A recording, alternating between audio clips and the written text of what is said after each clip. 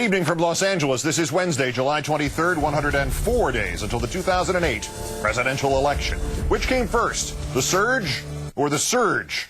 Apparently, the surge did.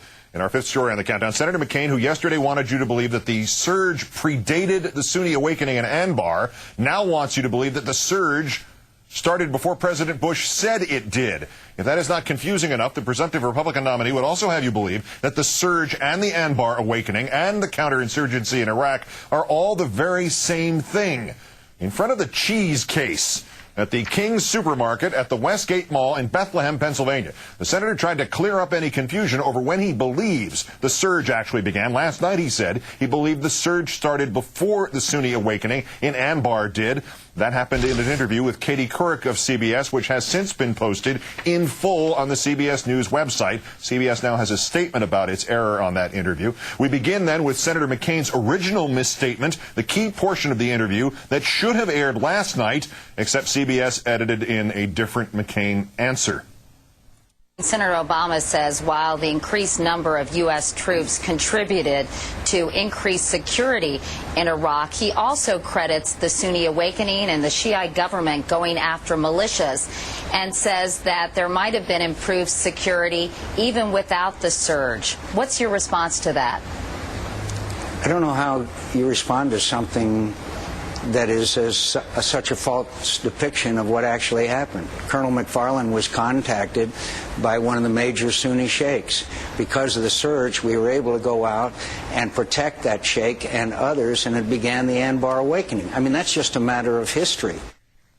If we're saying it's a matter of history, here are a few historical key dates. August 2006, the so-called Anbar awakening kicks off with a meeting between Colonel McFarland and Sheikh Abdul al-Rashawi. January 2007, the surge is introduced, announced by President Bush. You're not familiar with him. He's the commander-in-chief. He ordered the escalation of U.S. troops in Iraq, and that would be the definition of the surge. June 2007, all surge troops were finally in place. Operations could properly begin a full 10 months after the Sunni awakening in Anbar. It is worth noting that the vast majority of surge troops went to Baghdad, not to Anbar, and that the same sheikh that McCain claimed to Katie Couric the surge was able to protect was himself assassinated in September 2007 when the surge was at its peak. But let us return to our cheese case already in progress, where this afternoon Senator McCain tried to tell everyone why he was correct in rearranging the timeline of the surge and everybody else but him was wrong. First of all, a surge is really a counterinsurgency strategy, and it's made up of a number of components. And this counterinsurgency was initiated to some degree by Colonel McFarland in Anbar province relatively on his own. When I visited with him in December of 2006, he had already initiated that strategy in Ramadi by going in and clearing and holding in certain places. That is a counterinsurgency. And he told me at that time he believed that that strategy, which is, quote, the surge, part of the surge, would be successful. So then, of course, it was very clear that we needed additional troops in order to carry out this insurgency. Prior to that, counterinsurgency, prior to that, they had been going into places, killing people or not killing people, and then withdrawing. And the new counterinsurgency surge entailed going in and clearing and holding, which Colonel McFarland had already started doing. And then, of course, later on, there were additional troops, and General Petraeus has said that the surge would not have worked and the Anbar awakening would not have taken place successfully if they hadn't had an increase in the number of troops. So I'm not sure, frankly, that people really understand that a surge is part of a counterinsurgency strategy, which means going in, clearing, holding, building a better life, providing services to the people, and then clearly a part of that, an important part of it, was additional troops to help ensure the safety of the sheikhs, to regain control of Ramadi, which was a very bloody fight, and then the surge continued to succeed in that counterinsurgency. So when you say surge, then you're not referring just to the one that President Bush initiated. You're saying it goes back several months before that. Yes, and again, because of my visits to Iraq, I was briefed by Colonel McFarland in December of 2006, where he outlined what was succeeding there in this counterinsurgency strategy, which we all know of now as the surge. So it was a secret surge. It is also worth pointing out that the McCain's campaign's first instinct today was to cancel the senator's planned news conference and not have him take questions from reporters. Time now to call in Christopher Hayes, Washington editor of The Nation magazine. Good evening, Chris. Hey, Keith. Did Senator McCain clear up any confusion, say, that you might have had about when he believes the surge began, or about what the surge even is, or if maybe he has this unique ability to see surges where nobody else can see them?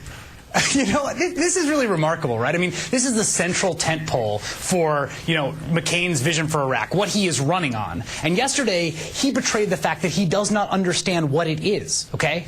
They didn't choose the name The Surge because it sounded cool. They weren't naming a rock band, right? They chose The Surge because it referred to a surge or increase in troops, full stop. It is distinct from all the other things that happened in Iraq. And, it should be noted, most of the troops that went in on the surge went into Baghdad, not into Anbar, where the awakening happened, okay? So I don't know if he at this point is essentially just spinning, or he's lying, or he doesn't understand his own policy, but that was a completely nonsensical response. So Senator Surge, who is now Senator Secret Surge, to push back against criticism that he didn't know when the surge began, he manages to make this seem like he does not even understand what a surge is or what this surge was. How much monumentally worse did he just make this problem for himself today as opposed to what it merely was yesterday? Well, I think he made it worse, but in some senses it's going to depend on whether the press can do a good enough job of actually disaggregating the various things that have happened in Iraq that have been distinct from each other and explaining just what has happened. I mean, part of the problem is that the word surge has taken on this totemic power, that it's like this magical word that when invoked has made everything okay in Iraq. And that's simply not true. Iraq's a really complicated place in which a lot of really complicated things have happened over the past year or 8 months. And conservatives and the McCain and the McCain campaign and the Bush White House want to sort of boil it all down to this one word, which is sort of easily digestible, even if that doesn't reflect what the reality is. Earlier in the day after they canceled that news conference, the McCain campaign released this statement about the mistake that Senator McCain made in the CBS interview. And quoting from the statement, Senator McCain is correct. As General Petraeus has made clear, the surge is the reason why the Anbar awakening was so successful in tearing up al-Qaeda. In hindsight, lying about what Senator McCain said, pretending the mistake never happened, that really does appear to have been the better option than the one they chose today.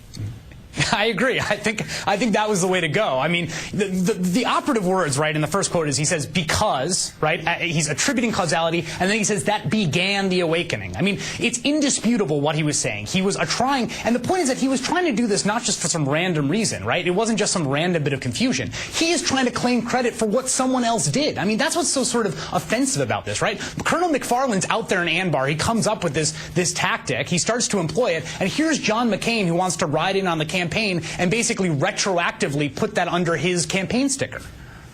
All right, and last point, Chris, and I mean this in all sincerity, and I believe I really would ask this same question were Senator McCain a Democrat, or were there some Democrat behaving like Senator McCain? Are there Republicans now worried that his campaign seems to be cracking up, that he may not be capable of even making it to the election in November? Well, I mean, I've heard worries from Republicans about John McCain ever since he got into the race and ever since he won the nomination. And the fact of the matter is, despite what has looked like a series of gaffes, he's still very close in the polls, so we're going to see come November. Chris Hayes, Washington editor of The Nation magazine. As always, Chris, thanks for your time tonight. Thank you, Keith.